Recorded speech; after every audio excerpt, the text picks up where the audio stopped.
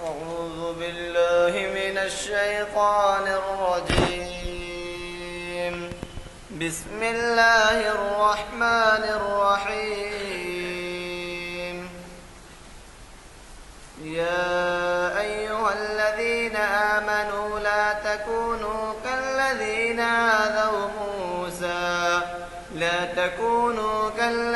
آذوا موسى فبرأه الله مما قالوا وكان عند الله وجيها. يا أيها الذين آمنوا اتقوا الله وقولوا قولا سديدا يصلح لكم أعمالكم ويغفر لكم ذنوبكم ومن يطع الله ورسوله فقد فاز فوزا عظيما. إنا عرضنا الأمانة على السماوات والأرض والجبال فأبين أن يحملنها وأشفقن منها وحملها الإنسان إنه كان ظلوما جهولا.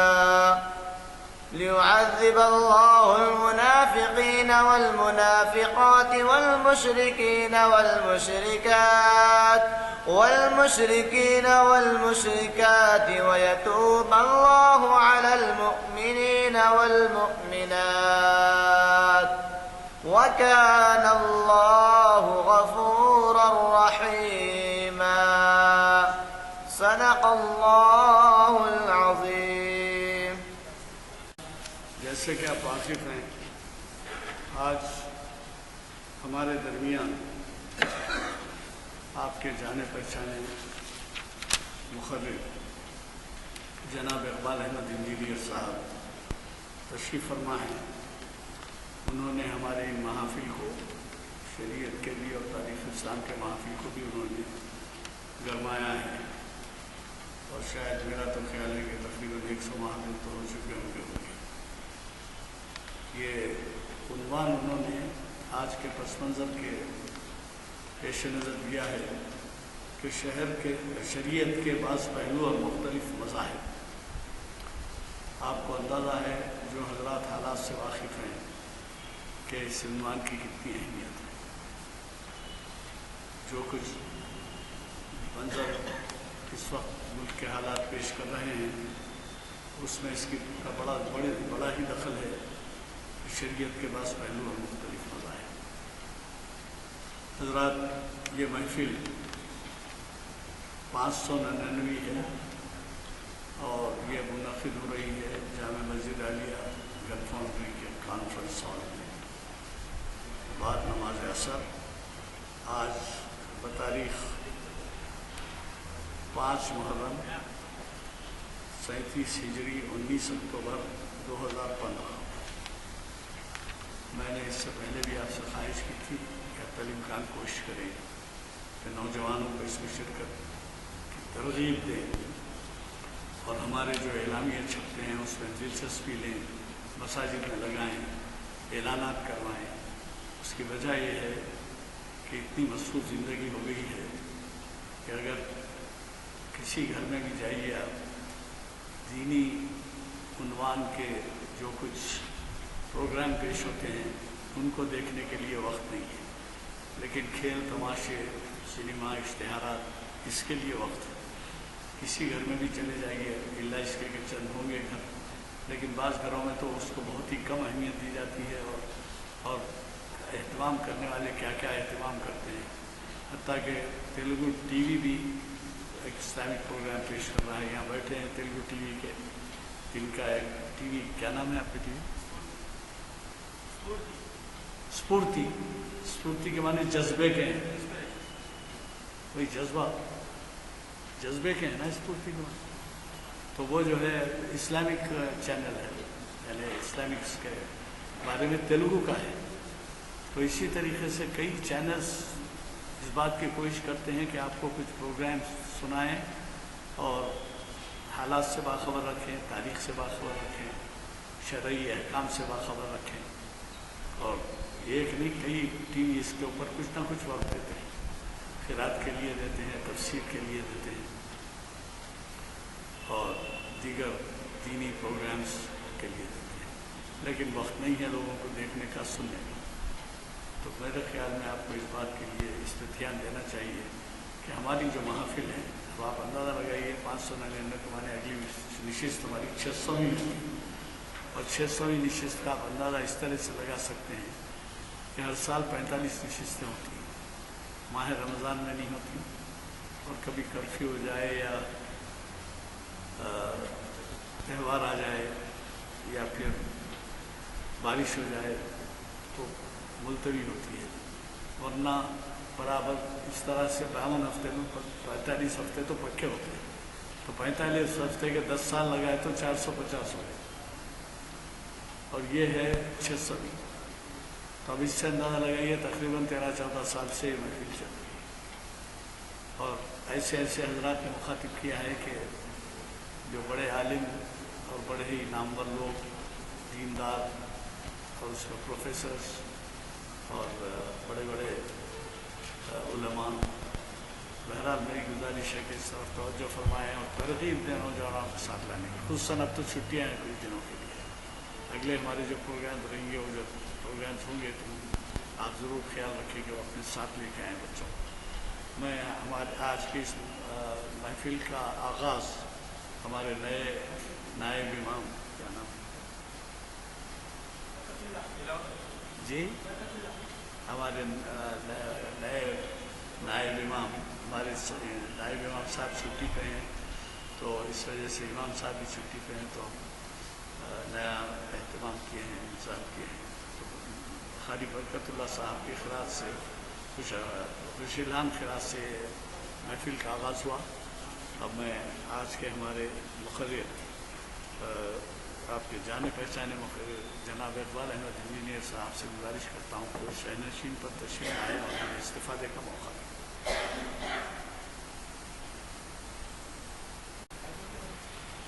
रब्बी शरह ली सदरी व यस्सिर ली अमरी वहलुल उक़दतम मिन लिसानी यफ़क़हू क़ौली।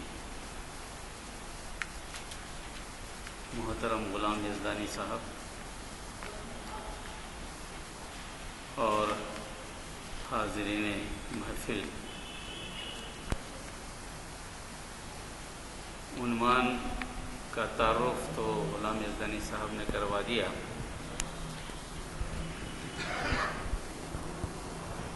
शरीयत पे गुफ्तगू हुई थी इससे क़ब्ल। असल मसला ये है कि शरीयत क्या वाक़ई नाफिजुल अमल है? अगर नाफिजुल अमल है तो ये नाफिज क्यों नहीं होगी? इसकी वजूहात क्या है और इस पर एतराज़ात क्या हैं और उन एतराज़ात की क्या हकीकत है, इसको समझने की कोशिश इस माहौल में, मौजूदा भारत के माहौल में बहुत ज़रूरी हो गया है। इससे पहले का माहौल ऐसा था कि आपकी शिनाख्त और बक़ा पर सवालात नहीं थे, ना तो आपको दावत दी जा रही थी कि हमारा मज़हब कबूल कर लें, हम भी दावत नहीं दे रहे थे, वो भी दावत नहीं दे रहे थे, मगर अब मामला उलट हो गया। अब कहा जाता है कि हमारी शरीयत बड़ी पुरानी है, सबसे पुराना मज़हब हमारा है, और चूंकि पुराना मज़हब हमारा है तो हमारा हक़ है कि हमारी बात को माना जाए।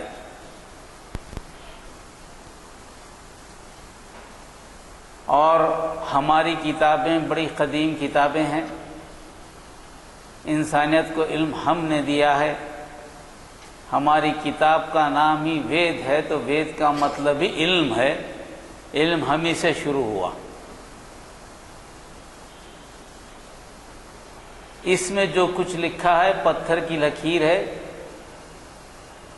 کہا یہ جا رہا ہے کہ علم دنیا بننے سے پہلے تھا، کب کا علم ہے پتہ نہیں. علم کی زمانے کا اندازہ کرنا مشکل ہے، کب سے ہے کب تک رہے گا کچھ کہا نہیں جا سکتا، مگر سب سے قدیم علم ہے اور یہی علم ہے، اس کے علاوہ کوئی دوسرا علم نہیں. جب ظاہر ہے کہ کوئی دعویٰ کرتا ہے تو دعوے کی دلیل بھی مانگی جاتی ہے، اور دعوے کی دلیل میں جو کچھ سامنے آتا ہے، اس سے پہلے بھی میں نے تذکرہ کیا تھا، کچھ کتابیں ضرور سامنے آتی ہیں، مگر یہ کتابوں کی ابتدا کیسی ہوئی اس پر خاموشی ہے. اس کا جواب یہ ہے کہ بڑی قدیم کتابیں ہیں، کب شروع ہوئی نہیں معلوم. کائنات شروع ہونے سے پہلے یہ علم تھا، اسی لیے اس کی تحقیق انسانی ذرائع کے حدود میں نہیں آتی، اور یہ جاری و ساری رہے گا. اس میں جو احکامات ہیں اسی احکامات پر یہ جو ہے نا دنیا چلتی ہے اور یہ دنیا چلتی رہے گی. چلو پہلی بات معلوم ہوئی کہ بھئی قدیم علم کی بات ہے، آپ پتہ نہیں دے سکتے، تو پھر یہ بتائیے کہ علم آیا کیسے؟ کوئی تو طریقہ ہونا نا علم کے پہنچانے کا. کسی آدمی کو آیا یا اترا یا کیا ہوا، کیا طریقہ ہے، کیا ذرائع ہیں علم کے پہنچانے کے؟ جو دنیا میں وہ ذرائع ہیں، کیا ان ذرائعوں میں سے کسی ذریعے سے علم آیا ہے؟ اس کے تعلق سے بھی خاموشی. نہیں معلوم کہ علم کہاں سے آیا، کس نے لایا، اس کے لانے والا کون ہے. جب علم کہاں سے آیا نہیں معلوم، علم کے لانے والا نہیں معلوم، تو علم کا سچ ہونے کی تصدیق کون کرے؟ یہ علم ہے، اس کی تصدیق کون کرے؟ کیونکہ اس میں علم کے قدیم ہونے کا تذکرہ ہے، علم کے نہیں لانے والے کا تذکرہ ہے. علم صحیح ہے، اس کی جو ہے نا دعویٰ کیا جا رہا ہے، تو علم صحیح ہے تو تصدیق کرنے والا تو وہ ہونا جس کو یہ معلوم ہو کہ علم قدیم ہے، اس کو یہ بھی معلوم ہے کہ علم کسی ذریعے سے آیا ہے اور یہی علم ہے، اسی سے سب کو فائدہ ہو، یہ معلوم ہونا تو وہی آدمی تصدیق کر سکتا ہے. تو اس میں تصدیق کرنے والا بھی کوئی نظر نہیں آتا. اور اس کو کہا جاتا ہے کہ یہ زندگی طریقے زندگی ہے جس کو گزارنا ہے، یہ حیات ہے ہماری، اس کو گزارنا ہے. یہ سب سے بڑا چیلنج ہے اس وقت اسلام کو اور اسلام کی شریعت کو. اب تک تو نبی کریم صلی اللہ علیہ وسلم قرآن پہ باتیں ہوا کرتی تھی، قرآن کا تذکرہ ہوتا تھا، کہا جاتا کہ کتاب نہیں ہے، نعوذ باللہ. اب دوسری بات، نبی کریم صلی اللہ علیہ وسلم کے شان میں گستاخی کرنا ایک عادت پڑ گئی. اب بات یہ کی جا رہی کہ مسلمان کو بحیثیت مسلمان ان دونوں چیزوں پر ایمان رکھنے کی اجازت نہیں دی جائے گی.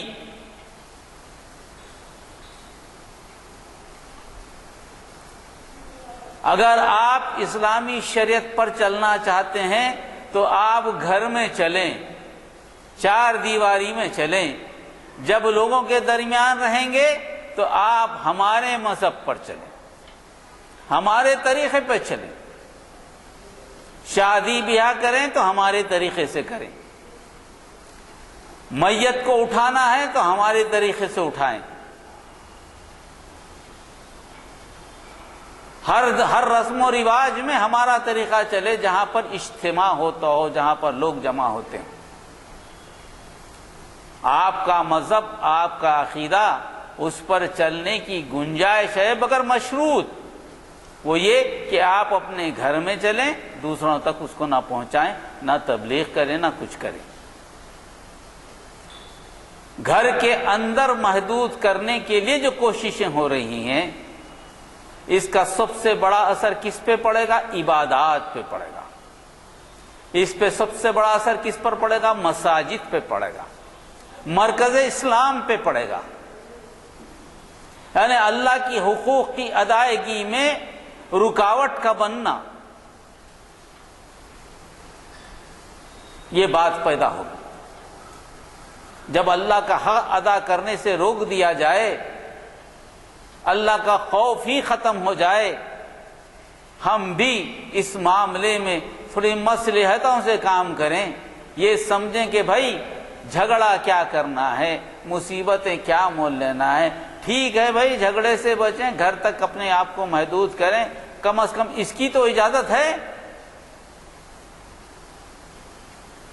اگر یہ طریقے زندگی کو اختیار کرنے کے لیے مجبور کیا جا رہا ہے، مختلف افراد سے، مختلف تنظیموں سے، جس کی سرپرستی اقتدار کر رہا ہے، یہ ماحول میں اب ہے۔ اسی لیے مختلف مذاہب اور شریعت کے جو مختلف پہلو ہیں اس پر بات کریں گے۔ اسلام کیا ہے؟ مسلمان کہلانا کیا کہا جاتا ہے؟ مسلمان کسے کہتے ہیں؟ سب سے بنیادی بات کہ مسلمان کبھی تنہا نہیں ہوتا، نہ کبھی اقلیت میں ہوتا۔ جب وہ اللہ کی طرف رجوع ہو گیا، لا الہ الا اللہ محمد رسول اللہ کہہ دیا، تو وہ اکثریت میں آ گیا، تاکہ تعدادی اعتبار سے وہ اکیلا ہی کیوں نہ ہو۔ یہ پیغام ابتدا ہی سے دیا گیا ہے۔ پیغمبر وقت اپنے زمانے کے سب سے صالح ترین انسان، اپنے معاشرے میں نیک سمجھے جانے والے، پیغمبر کا اعلان کرنے سے پہلے ان کے معاشرے میں بڑی عزت و اکرام، ہر آدمی ان کی طرف محبت سے دیکھتا تھا، چاہے کوئی پیغمبر ہو۔ ایک مقام و مرتبہ رکھنے والے جب یہ پیغام لے کر آگے بڑھے تو وہ اکیلے ہو گئے معاشرے میں۔ سورہ شورى کی آیات ہیں جس میں نوح علیہ السلام، ہود علیہ السلام، صالح علیہ السلام، لوط علیہ السلام، شعیب علیہ السلام، یہ پانچوں انبیاء کا تذکرہ، اس کے بعد موسیٰ علیہ السلام کا بھی تذکرہ ہے۔ پانچوں کا پیغام بھی ایک ہی انہی آیتوں کے تذکرے سے کیا گیا ہے۔ نوح علیہ السلام نے کیا پیغام دیا، ہود علیہ السلام نے کیا پیغام دیا، صالح علیہ السلام نے کیا پیغام دیا، لوط علیہ السلام نے کیا پیغام دیا، اور شعیب علیہ السلام نے کیا پیغام دیا، وہی آیتیں دہرائی گئی ہیں سورہ میں، جس سے شریعت معلوم ہوتی ہے۔ نبی کریم صلی اللہ علیہ وسلم کی شریعت یہ ساری شریعتوں کا مجموعہ جو معلوم ہو۔ اس آیت کو میں پڑھ لیتا ہوں تاکہ ہمارا آموختہ ہو جائے، آپ اچھی طرح جانتے ہیں اس کو۔ وَإِذْ قَالَ لَهُمْ أَخُوهُمْ نُوحٌ أَلَا تَتَّقُونَ إِنِّي لَكُمْ رَسُولٌ أَمِينٌ فَاتَّقُوا اللَّهَ وَأَطِيعُونِ وَمَا أَسْأَلُكُمْ عَلَيْهِ مِنْ أَجْرٍ إِنْ أَجْرِيَ إِلَّا عَلَى رَبِّ الْعَالَمِينَ۔ یہی آیت ہود علیہ السلام کے ساتھ آئی، اخوہم ہود پر، یہی آیت اخوہم صالح پر، یہی آیت لوط علیہ السلام، یہ آیت شعیب علیہ السلام کے ساتھ آئی۔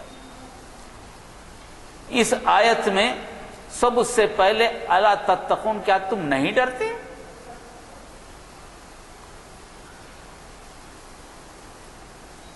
ڈرنے کا مطلب کیا ہے؟ خوف کا مطلب کیا ہے؟ تم خدا کی موجودگی کا انکار کرتے ہو،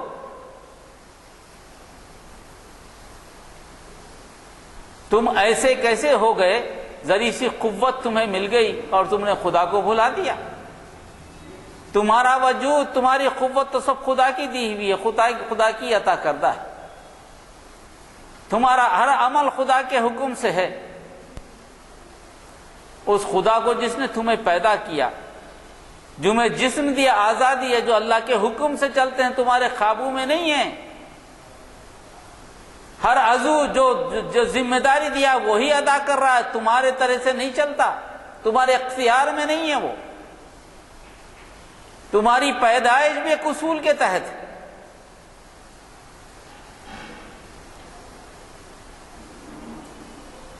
تو ڈرو تو کس سے ڈرو؟ اللہ سے ڈرو، اور اس کے علاوہ کسی سے مت ڈرو۔ یعنی ڈرنا کس سے؟ ایک سے۔ اس کے علاوہ دوسرے مذاہب آ جائیں کہ اس کے علاوہ دوسرے سے ڈرو، دوسروں کو خدا بنا لو، مخلوق کو خدا بنا لو، کسی جانور کو خدا بنا لو، کسی چوہے کو خدا بنا لو، کسی سانپ کو خدا بنا لو۔ یہ سارے مخلوق جو تمہیں ایذا پہنچاتی ہیں، جس سے تم ڈرتے ہو، تمہیں نقصان پہنچا سکتی ہیں۔ اگر بپھر جائے تو سینگ لگا دے، ختم ہو جائیں تم۔ کیا خدا مار دیتا بھی ایسی؟ زخمی بھی کر دیتا ہے لوگوں کو؟ یہ ساری چیزیں جو ہے جن کو خدا تم بنائے ہو، یہ ساری کی ساری اللہ کی پیدا کردہ ہیں، اللہ نے اسے پیدا کیا۔ یہ کسی چیز کو پیدا نہیں کر سکتے، یہ خود مجبور ہیں کہ اللہ انہیں پیدا کرے، یہ کسی چیز کو پیدا نہیں کر سکتے۔ بعض وقت بڑا تعجب ہوتا ہے، جس جانور کو خدا کہا جاتا ہے، جن جانور کو کہا جاتا ہے کہ بہرحال ہماری ماتا ہے، اس کے 5 گن ہیں، دودھ دیتی ہے، دہی دیتی ہے، مسکا دیتی ہے، شراب پیشاب دیتی ہے، اور ہمارے گوبر بھی دیتی ہے، اس سے ہم فائدہ اٹھاتے ہیں۔ تعجب ہوتا ہے، عقل حیران ہو جاتی۔ جس طریقے زندگی کو اپنایا گیا اس پہ عقل حیران ہو جاتی ہے۔ اس سے نسل کو جاری کرنے کے لیے کسی ایک اس کو بنایا جاتا ہے، تیار کیا جاتا ہے، اور باضابطہ اعلان کیا جا سکتا ہے اس نسل سے، اس سے جو نسل پیدا ہوگی اس نسل سے اچھی گائے نکلے گی اور اچھی دودھ دے گی۔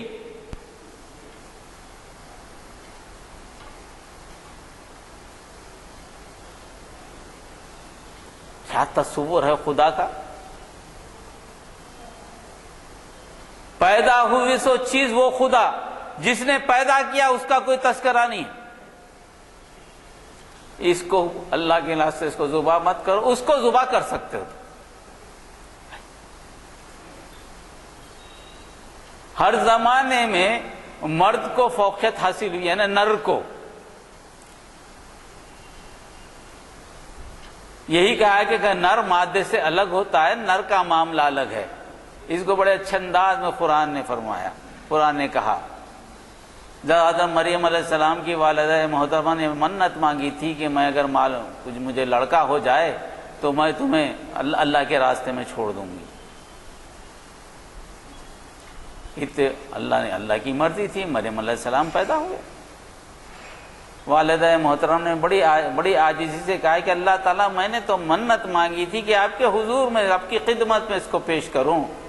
میں چاہ رہی تھی کہ لڑکا ہو جائے، مگر آپ نے لڑکی دی ہے، اور آپ اچھی طرح جانتے ہیں کہ لڑکی لڑکے کے برابر نہیں ہوتی۔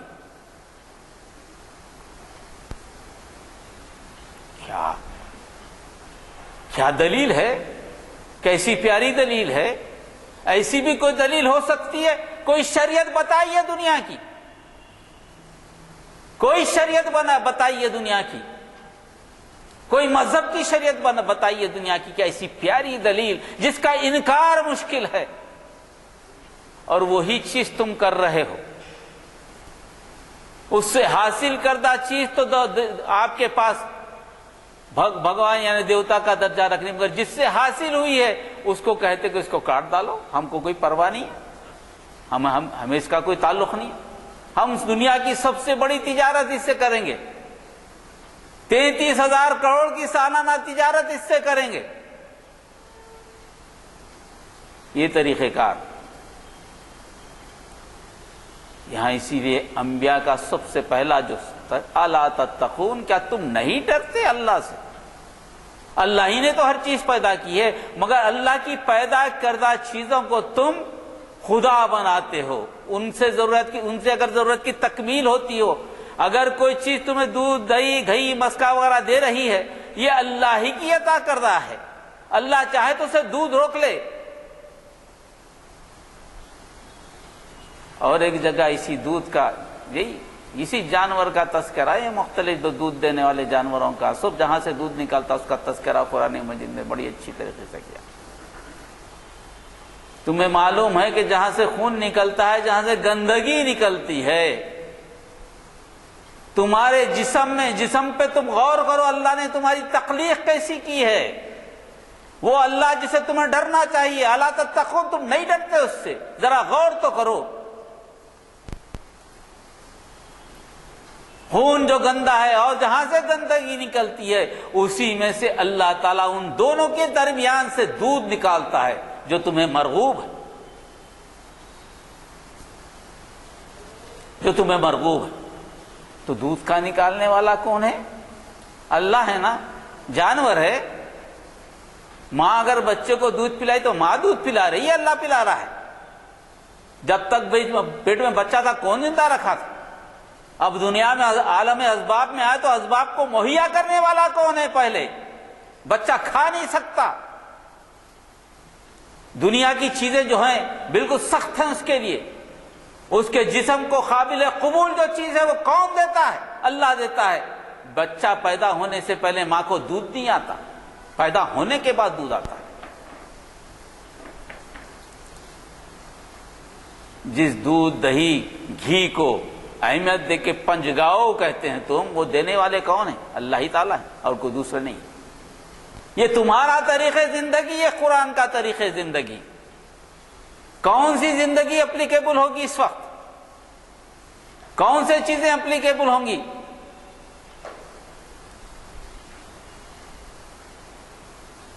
मगर इसमें और एक बात भी है, हुर्मत अगर एक जानवर की, दूसरा जानवर भी है हमारे पास, भैंस। सबसे ज्यादा दूध देने वाली कोई चीज है तो भैंस है। आज का डेयरी फार्म किसी से चल रहा है तो भैंस से चल रहा है। अगर दूध क्राइटेरिया हो, अगर घी क्राइटेरिया हो, दही क्राइटेरिया हो, तो आज सबसे ज्यादा दूध देने वाले, सबसे ज्यादा दही देने वाले, सबसे ज्यादा घी देने वाले, अगर मैं पेशाब भी जोड़ दूं तो पेशाब देने वाले और गोबर देने वाला अगर कोई जानवर है तो भैंस है। फिर इस बेचारे का क्या कसूर है? आपकी जरूरियात की तकमील तो यह सबसे ज्यादा कर रहा है।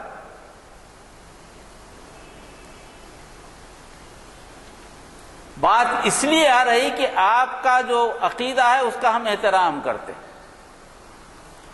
आपके अकीदे का एहतराम सर आंखों पर, मगर उसको मुसल्लत किया जाए तो हम सवाल तो करेंगे ना, हम पूछेंगे ना। ऐसा क्या है? हमको पूछने का हक है। जिस मुल्क में हम रहते हो इख्तियार हमारा भी तो है, दस्तूर पे हमने भी तो दस्तखत किए हैं, हम एग्री किए हैं प्रेम्बल में, we citizen of India solemnly declare we agree this is a republic, socialist democratic republic of India, secular democratic republic of India, we as a citizens। तो हम भी तो शहरी हैं, हम वोट देकर जिसको इख्तियार पे बख्शते हैं, इख्तियार में हम भी तो हिस्सेदार हैं। हमारे वोट से आए, चाहे हम वोट मुखालिफ में क्यों ना दो, जब जमहूरियत है, कोई तायीद में देता है, कोई मुखालिफत में देता है, अक्सर हुकूमत करती है। जब हुकूमत पे आता है तो सभी का खादिम है, खिदमत गुजार है, حاکم نہیں ہے، خدمت گزار ہے. اس کانسٹیٹیوشن کی نگرانی کرنا مقصد ہے. اس دستور کے تحت، اس دفعات کے تحت میں حصے دار ہوں اس ملک میں. میجارٹی کا رول ہوتا ہے، میجارٹیرین رول نہیں ہوتا. جس کو میجارٹی ملی رول ہوتا ہے، میجارٹیرین ہے، اکثریت کی چلے گی، ایسا نہیں ہے. چلے گی کس کی دستور کی چلے گی؟ میری بھی چلے گی. کوئی قانون بننا ہے تو میری بھی اجازت کی ضرورت ہے. تو قانون میں تبدیلی لانا ہے تو میری بھی اجازت کی ضرورت ہے. مذہب میں چل رہا ہوں تو میرے مذہب کا بھی احترام ضروری ہے، تمہارے مذہب کا بھی احترام ضروری ہے.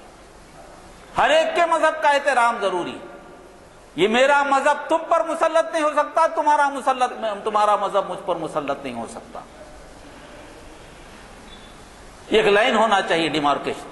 یہی بات قرآن مجید نے کی. اللہ تتقون، تم نہیں ڈرتے، تم بات نہیں کرتے، تم اللہ سے نہیں ڈرتے. کیا ہو گیا تم کو؟ کیا چیز اپنا رہے ہو؟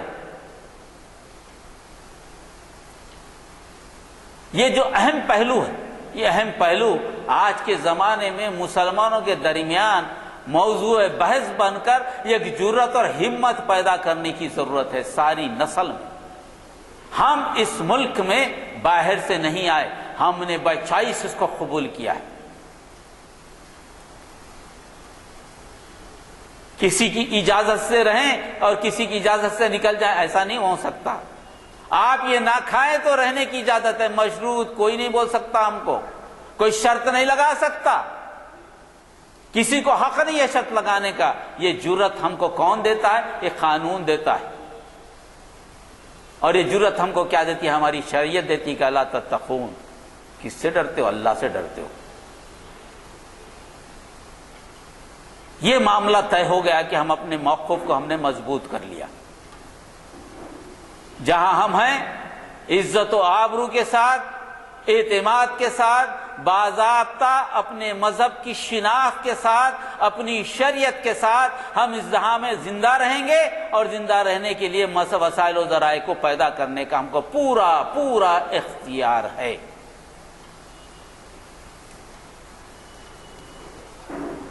کوئی بات کہی جائے تو ضرور ہم سننے کو تیار ہیں، بشرطے کہ کوئی دلیل ہو. کوئی اچھی چیز بولی جا رہی تو سننے کو تیار ہے. دلیل سے بات کرو، کتاب سے بات کرو، ذہن سے بات مت کرو. کتابوں کی دلیل لاؤ. کسی نے حوالہ دے دیا کہ ان کی مذہبی کتاب میں یہ لکھا ہے کہ ایک جانور کو مار دو تو اس کو قتل کر دو. دنیا کے سارے مذاہب نکال کے دیکھیے. تھوڑا سا مطالعہ میرا بھی ہے مذاہب کا. کسی مذہب میں سب سے پہلے انسان کے جان کو محترم قرار دیا. ہر مذہب نے کہا کہ انسان کی جان محترم، اسے بے سبب قتل نہیں کیا جا سکتا، بے سبب اسے غلام بھی نہیں بنایا جا سکتا. ہر مذہب نے یہ کہا ہے.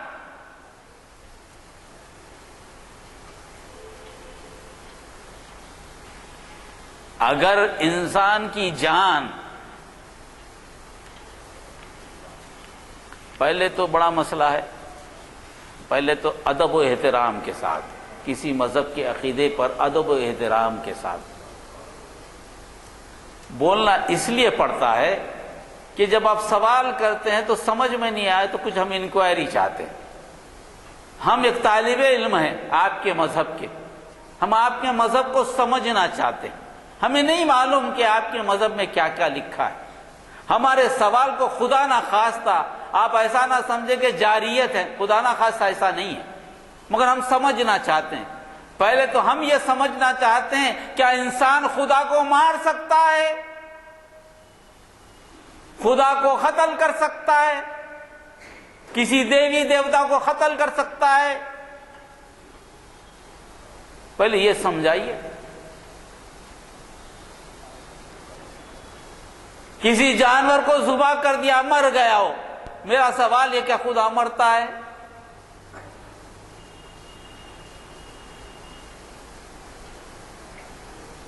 چلو ہو گیا.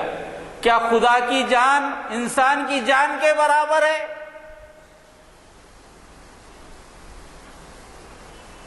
اگر خدا کو مان بھی لیا، آپ کی چیز کو مان بھی لیا، کیا خدا کی جان انسان کے جان کے برابر ہے؟ کیا خدا انسان کے برابر ہے؟ اگر برابر نہیں ہے تو پھر انسان کو ماننے سے وہ جان کی کمی کہاں سے پوری ہوگی؟ خدا بھلا انسان کو مار کے کیسا خوش ہوگا؟ جس نے انسان کو بنایا اس کو مار کے خوش ہوگا؟ پہلے تو مرے گا پھر مار کے خوش ہوگا۔ یہ بات سمجھ میں نہیں آ رہی، یہ ذرا سمجھائیے۔ حوالہ بھی دیجئے کہ کہاں لکھا ہے، کون سی کتاب میں لکھا ہے، آپ کی کون سی کتاب میں یہ بات لکھی ہے اس کا بھی حوالہ دیجئے، کیونکہ آپ نے ہی کی بات کہی ہے کہ مارا کس کو گیا؟ ہم کو مارا گیا، ہمارے ایک آدمی کو، 2 آدمیوں کو مارا گیا، ہم کو پوچھنے کا حق ہے تاکہ ہم حفاظت کر لیں، دوسروں کو سمجھائیں بھائی یہ بات صحیح ہے، سمجھانے کی کوشش تو کریں، بتائیے تو صحیح ہم کو۔ کسی مذہب میں یہ بات نہیں ہے۔ آپ کے مذہب کے ادب و احترام سے ہم نے بات کی، ہمارے مذہب میں سب جانور برابر ہیں، سارے مخلوق ہیں۔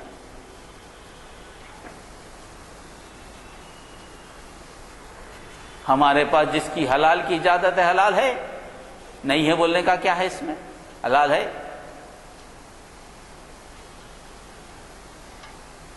اور وہی شریعت نوح علیہ السلام سے آ رہی، جس کو آپ بھی منو کہتے ہیں۔ نوح کا تذکرہ ہے آپ کی کتابوں میں، طوفان، بڑے طوفان والے نوح کا تذکرہ ہے، 10 مانو ہیں، 10 مانو کا تذکرہ ہے۔ وہی نوح کا میں حوالہ دے رہا ہوں جن کے طوفان کا تذکرہ ہے، وہی نوح کے تعلق سے یہ آیت اتری جو تذکرہ میں نے پڑھی ابھی۔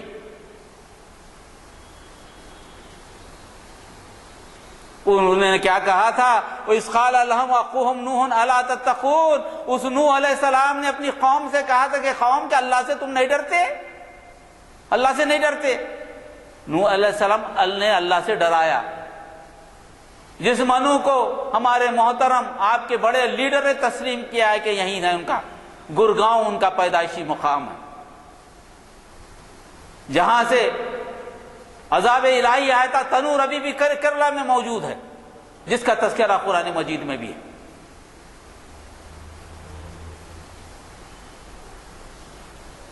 اگر یہ حوالہ صحیح ہے جس کو تم مانتے ہو، اگر وہ ہے تو وہ نوح علیہ السلام کے تعلق سے قرآن کیا کہتا ہے؟ قرآن کیا کہتا ہے؟ انہوں نے کیا کہا؟ انی لکم رسول امین، میں تمہاری طرف ایک امانت دار رسول بنا کر بھیجا گیا ہوں۔ امانت دار رسول بھیجا گیا ہوں، یعنی بھیجنے والا میرا اللہ ہے، مجھے اللہ نے بھیجا ہے، میں خود سے نہیں آیا بلکہ اللہ نے مجھے بھیجا ہے۔ میں امین ہوں، امین کا مطلب اللہ نے جو بات مجھے کہی ہے وہی بات تم تک پہنچاؤں گا، میں اپنی طرف سے کوئی چیز شامل نہیں کروں گا۔ میرا کام کیا ہے؟ تمہارے اور اللہ کے درمیان واسطہ ہے۔ اللہ نے مجھے منتخب فرمایا، یہ اللہ کا کرم ہے، اور اس نے تم تک جو شریعت دی ہے زندگی کیسی گزاری جائے، وہ جو پیغام دیا ہے، وہ رسالت جو دی ہے، وہ کتاب میں تمہاری طرف لے کر آ رہا ہوں کہ زندگی ایسی گزارو۔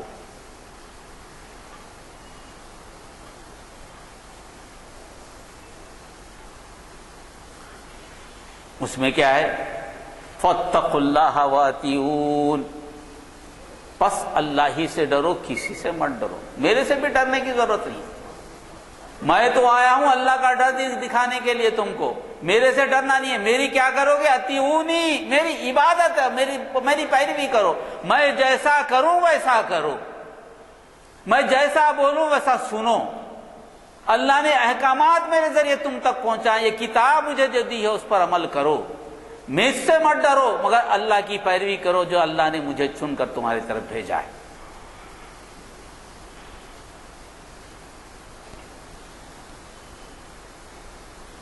اور ایک بات انہوں نے کہ وما اسألکم علیہ من اجر، میرے اپنے فائدے کے لیے کام نہیں کر رہا ہوں میں، یہ بات پہنچانے کے لیے تم سے اجر کوئی نفع نہیں چاہ رہا ہوں کہ تم مجھے کوئی اجرت دے دو اس کام کو، کیونکہ میں نے تمہیں کوئی چیز بتا دی، اللہ کا کلام بتا دیا ہے، صحیح چلنے کا راستہ بتا دیا ہے۔ سب اس سے اہم کام کسی انسانیت کے لیے وہ ہے کہ یہ بتائے کہ تمہارا طریقہ زندگی کیا ہو۔ دنیا کا سب سے اہم کام تمہارا اوڑھنا بچھونا، چلنا پھرنا، بات کرنا، ہر طریقے کا طریقہ کار کیا ہو تمہارے زندگی گزارنے، جس کی وجہ سے تم دنیا میں کامیاب ہو، آخرت کا دائمی فائدہ بھی تمہیں ہو۔ اس سے بڑی کیا تعلیم ہو سکتی، اس سے بڑا طریقہ کیا ہو سکتا ہے؟ چھوٹے چھوٹے فائدے کے لیے تم تو ایک دوسرے میں اجرت لیتے ہو، کھیتوں میں لوگ ملازموں کو رکھتے ہو تو اجرت دیتے ہو، کام کرتے ہو تو اجرت دیتا ہے، تجارت کرتے ہو تو اجرت لیتے ہو، اپنی ایک ایک ضرورت کی تکمیل کے لیے ایک دوسرے کو پیسے دیتے ہو تاکہ تمہارا بھی فائدہ ہو، اس کا بھی فائدہ ہو، زندگی گزرے۔ مگر میں ایسا پیغام لے کے آیا ہوں جس میں تمہاری ایسی زندگی گزرے گی جو دنیا میں بھی کامیاب ہو، آخرت میں کامیاب ہو۔ اور میں یہ کام بتانے کے لیے اللہ کی طرف سے منتخب شدہ ہوں، اللہ نے مجھے تمہارے اور اللہ کے درمیان ذریعہ بنایا ہے، میرا کام امانت کے طور پر تم تک بات کو پہنچا دینا ہے، اور اس کے لیے میں کوئی اجر کا طلبگار نہیں ہوں، کیونکہ میں تمہارا نوکر نہیں ہوں،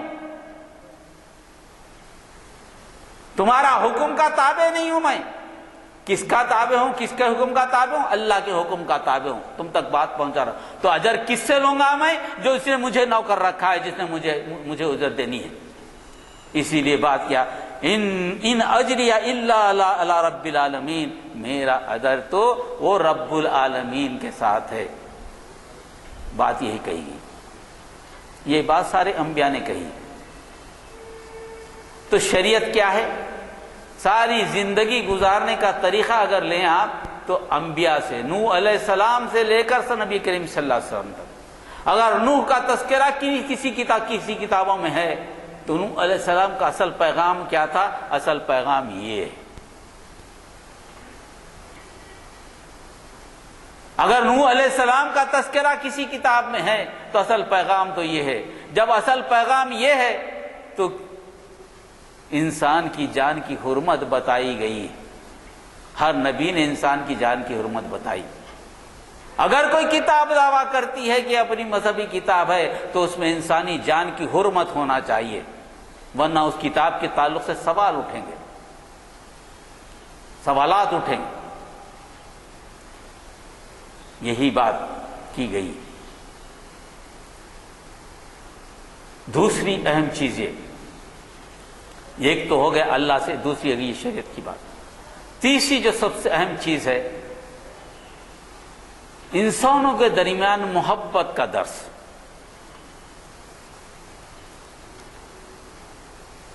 ایک انسان دوسرا انسان آپس میں ایک ہی خاندان کے فرد ہے، سب آدم کی اولاد، چاہے وہ آپ کی بات مانے نہ مانے الگ بات، چاہے کہ آپ کا عقیدے کو مانتا ہو نہ مانتا ہو الگ بات، مگر جہاں تک انسانیت کی بات ہے وہ بھی برابر کی انسانیت کا حقدار ہے، اس کے ساتھ بھی حسن سلوک ہوگا، اس کے ساتھ زیادتی نہیں ہوگی، اس کے ساتھ ناانصافی نہیں ہوگی، یعنی عدل کا قائم کرنا، عدل کا قائم کرنا یہ دوسری بڑی ذمہ داری ہے۔ عدل و انصاف کا قائم کرنا انسانوں کے درمیان۔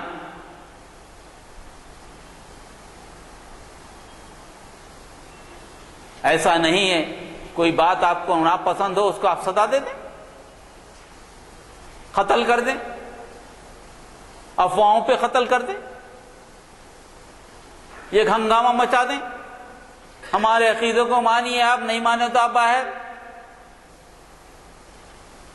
پہلے تو الزام لگاتا کہ اسلام تلوار سے پھیلا ہے، اب زمانے تک چلتا آیا، بہت ہی دعوے کیے گئے۔ اب سوال یہ اٹھتا کہ آپ کیا کر رہے ہیں بھائی، آپ کیا کر رہے ہیں؟ اسلام تو تلوار سے پھیلا، یہ ثابت نہیں کر سکے اب تک۔ اگر بات ایسی ہوتی تو آج ہندوستان میں مسلم اقلیت میں نہیں ہوتے، خود تلنگانے میں اقلیت میں نہیں ہوتے۔ اسلام کبھی بھی لا اکراہ فی الدین زبر و زور و زبردستی کرتا ہی نہیں، انہیں تو سامنے رکھ دیتا، یہ معاملہ ہے، تو عقل والا ہے، قبول کر لے، مانا تو مان، نہیں تو نہیں، ٹھیک ہے، تیرا اپنا خیال ہے۔ اللہ ایک ہے، تو اپنی ذات پہ غور و فکر کر لے، اللہ ایک ہے، سمجھ میں آ جائے گا۔ نہیں مانتا، تیری مرضی، مگر میرا ہی مانو، نہیں مانے تو پھر تم یہاں سے باہر، اس ملک سے باہر، نہیں مانے تو تم کو قتل کر دیں گے، نہیں مانے تو ایسا کر دیں گے، سارا ملک 2022 تک ایسا بن جائے گا، سارا ملک ایسا ہو جائے گا۔ باضابطہ اعلان ہماری کتاب میں یہ لکھا ہے کہ ایسا کریں گے تو ہم ایسا کر دیں گے۔ ارے کل تک جس مذہب کو آپ بول رہے تھے اس مذہب سے زیادہ تو آپ کر رہے ہیں، مذہب تو کچھ کیا نہیں، تو پھر آپ کا بولنا غلط تھا پہلے۔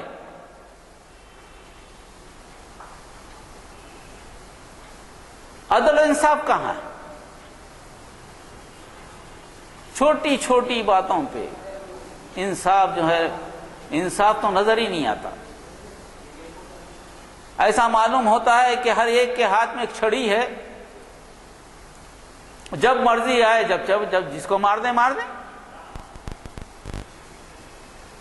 بڑی لٹ ایک کے پاس ہے، سب کو چھڑی دے دی گئی، ہر آدمی چھڑی چلا رہا ہے، اور بڑی لٹ والا لے کے بیٹھا ہے بس خاموش۔ تو یہ طریقہ کار نہیں چلے گا۔ شریعت کیا کرتی ہے؟ شریعت، اسلامی شریعت اس کو روکتی ہے۔ اسلامی شریعت تو یہ ہے، نبی کریم صلی اللہ علیہ وسلم نے فرمایا کسی غیر مسلم کا خون بھی تمہارے خون کی طرح حرام ہے۔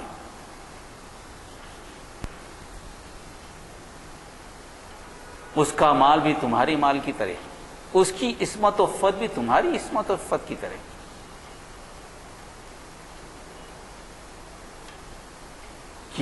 کسی کے ساتھ ناانصافی نہیں کر سکتے۔ قرآن نے بار بار کہا عدل و انصاف کو پکڑے رہو، جب کوئی بات تمہارے سامنے ہی فیصلہ کرنے کی بات آئی تو تم جو ہے نا فیصلہ حق کے بارے میں حق کے ساتھ فیصلہ کرو، چاہے تمہارا قرابہ داری تمہارا اس سے متاثر کیوں نہ ہوتا ہو، تمہارا بیٹا متاثر ہوتا ہو تو کوئی بات نہیں، حق جس کے ساتھ ہے فیصلہ کرو۔ ایسی مثالیں نبی کریم صلی اللہ علیہ وسلم نے سامنے آئی۔ یہودی اور ایک مسلمان کا جھگڑا، مسلمان جو ہے نبی کریم، یہودی کو کہا کہ مسلمان چلو تم نبی کریم صلی اللہ علیہ وسلم کے ساتھ فیصلہ کر لیں گے۔ اس کے دماغ میں یہ تھا کہ میں مسلمان ہوں، نبی کریم صلی اللہ علیہ وسلم میرے حق میں فیصلہ کر لیں گے۔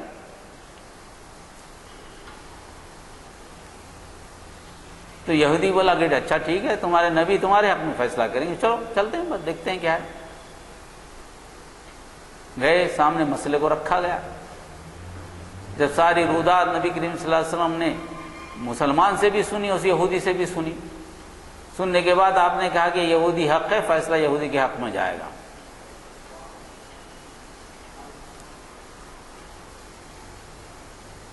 یہودی سچائی پر ہے، یہودی کے حق میں جائے، یہ ہے عدل کی مثال۔ اب اس کے بعد مسلمان بیچارہ، اب بیچارہ کیا بولوں، نعوذ باللہ من ذالک، بیچارہ نکل گیا منہ سے، اللہ معاف کرے میرے کو۔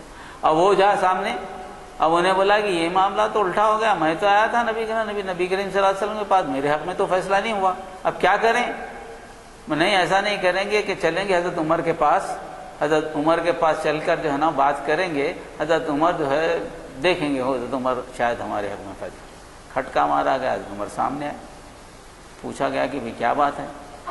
تو سارا قصہ سنا کہ بھائی نبی کریم صلی اللہ علیہ وسلم گیا تھا، یہ واقعہ ہوا، اور نبی کریم صلی اللہ علیہ وسلم نے ساری رودات سنی، اس کے بعد یہودی کے حق میں فیصلہ کر دیا، اور میرے حق میں فیصلہ، حالانکہ میں مسلمان ہوں۔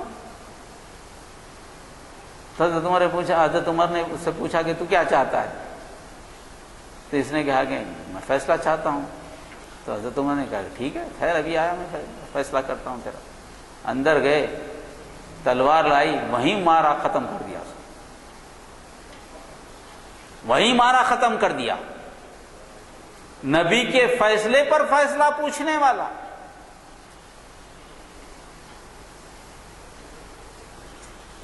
دیکھیے کہ ہمارے جسم پہ کانٹے نہیں آتے ایسا سن کر. آج کیا ہے عدالتوں میں؟ اسلامی شریعت یہ ہے، اور اس شریعت کو یہ لوگ کہتے ہیں کہ نافذ العمل نہیں ہے. عدل کا معاملہ ایسا کہ ایک مسلمان سامنے کھڑا ہے، تلوار سے مارا اور کاٹ کے پھینک دیا. یہاں معاملہ یہ کہ گائے کے معاملے میں مسلمان کو مارا جا رہا ہے، افواہوں پہ مارا جا رہا ہے، اور پھر دعویٰ کہ پرانی شریعتیں کہاں سے نافذ ہوگی. کون سی شریعت کو نافذ کریں گے آپ؟ کون سی شریعت نافذ ہونی چاہیے؟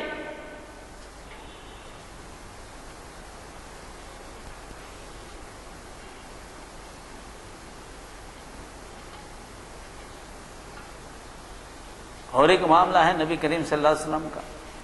ایک نبی کریم صلی اللہ علیہ وسلم کے رشتہ دار ہیں، دوسرا رشتہ دار نہیں ہے مسلمان. اب دونوں کے کھیت ہیں، پانی اوپر سے آ رہا ہے.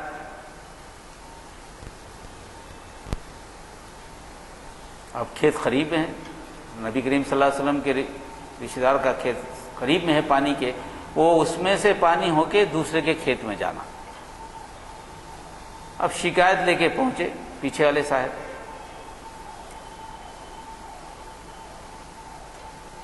تو نبی کریم صلی اللہ علیہ وسلم سے پوری رودات سنی. سننے کے بعد بولی کہ بھائی ٹھیک ہے، یہ اتنی دیر تک یہ اپنے کھیت کو سیراب کریں گے، اس کے بعد تم کو پانی چھوڑا جائے گا.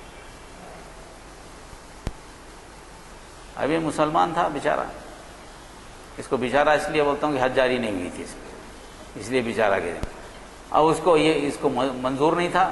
نبی کریم صلی اللہ علیہ وسلم سے کس نے کہا کہ بھائی آپ رشتہ دار ہیں سمجھ کے شاید ایسا فیصلہ کیے. نبی کریم چلا چہرہ سرخ ہو گیا. آپ نے کہا کہ تو ایسا سمجھتا ہے؟ آپ نے حکم دیا کہ یہ اس کی مرضی، جب چاہے پانی دے، میرا فیصلہ ختم ہو گیا.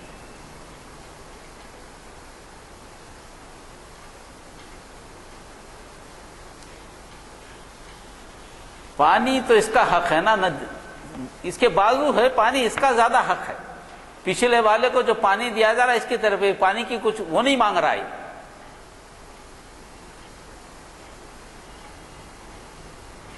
ایسے عادل فیصلے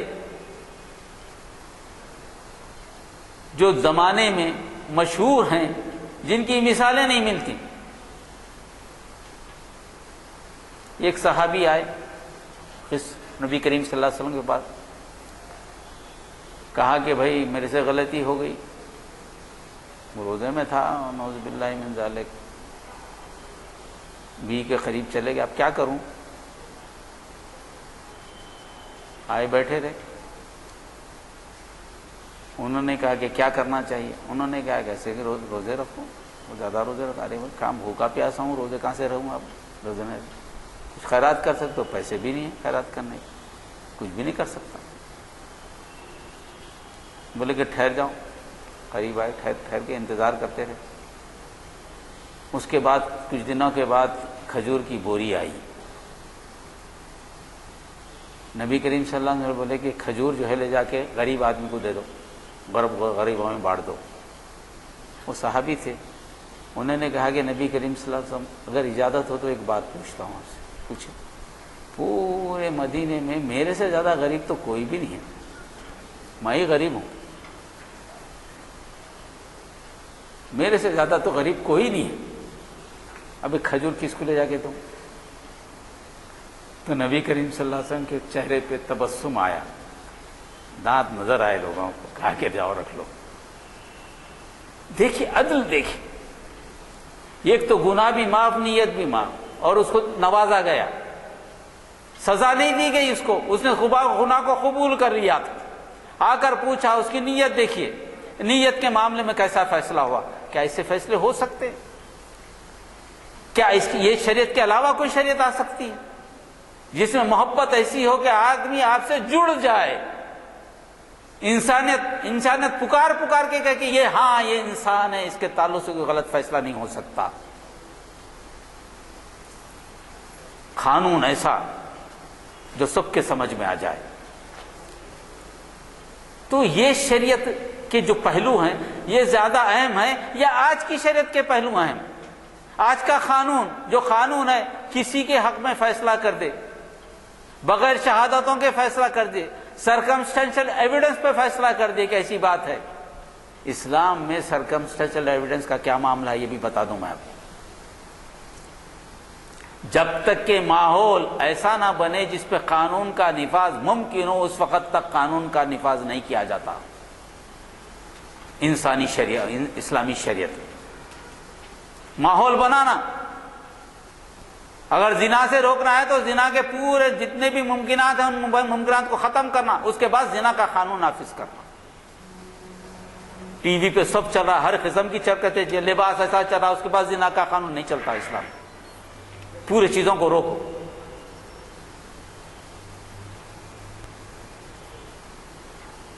یہی ہے اس معاملے پہ اگر آپ غور کریں، حضرت عمر کا زمانہ ہے، اور عمر سے جیسا سخت میں سمجھتا ہوں کہ حکمران، یعنی اسلامی شریعت کے نفاذ میں جو سختی نبی کے حضرت عمر کے زمانے میں تھی، کسی کے زمانے میں نہیں تھی۔ قید پڑ گیا ہے، قید ہی قید ہے، ہر طرف قید پڑا ہوا ہے۔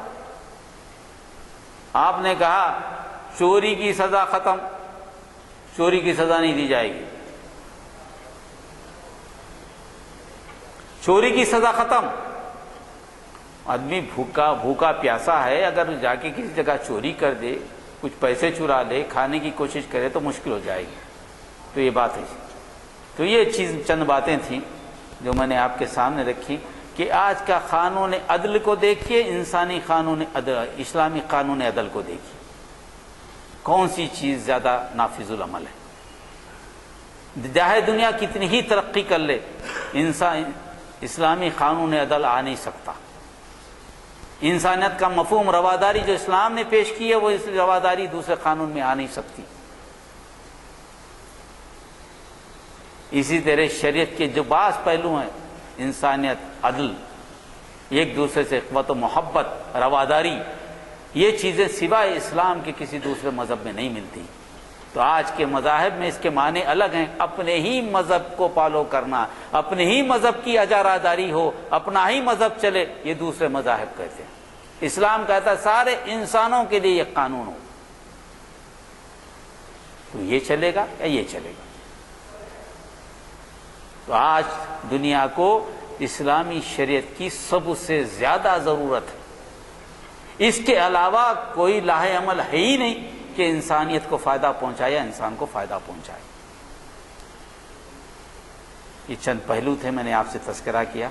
اللہ تعالیٰ سے دعا ہے کہ اللہ تعالیٰ ہم کو آپ کو قبول فرمائے اور اس پر چلنے کی توفیق عطا فرمائے۔ ربنا لا تزغ قلوبنا بعد إذ هديتنا وهب لنا من لدنك رحمة وإنك أنت الوهاب۔ سبحان اللہ۔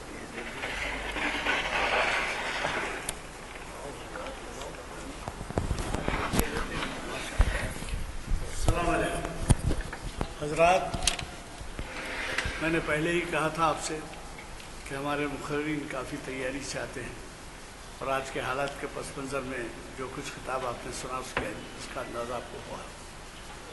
اللہ تعالیٰ کا شکر ہے کہ آج بھی اس ملک میں ایسے حضرات موجود ہیں جنہوں نے اس کی مخالفت کی ہے۔ کئی نے تو اپنے خطابات واپس کیے ہیں۔